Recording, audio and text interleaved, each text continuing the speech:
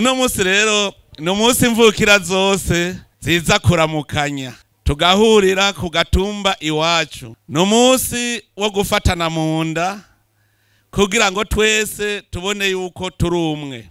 Turiko turagaruka ku muzi aho umukuru n'umuto basubira bagahura bakicarana bakaba baratera ryarenga. Kare tukibitangura abeshi twabibona nk'uko umenga nukuza gufasha aboro kuko ubu namenye gutandukanya umworo n'umukene. Ako turi ngaha twese nta numwe atari umukene. Mugabo ngaha aboro ni bake. Umwe wese ari hakanta akeneye. Iyo uzi kuri umukene ucurondera kimwe ukeneye ucukora. Muga rero hariho ivyo twita ubworo nyakuja.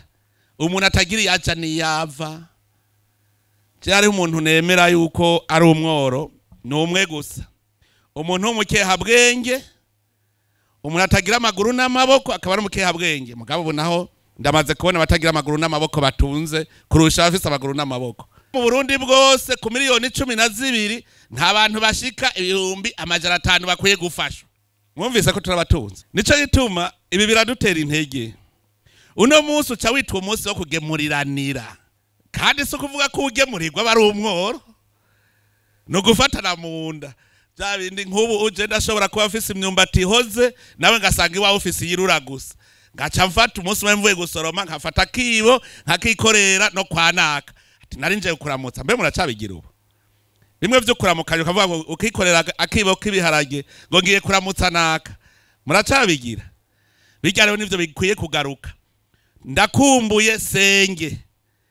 Ugafata ukikorera udukwi tugarukana umutima w'urukundo. Kugemuriranira, gutembereranira, nkajya kuwa Mungu kavuga ngo no munsi ngo mvuye mu misa njanja kuramutsa naka. Niho biryoha, niho ubuzima mu gihugu bubaho.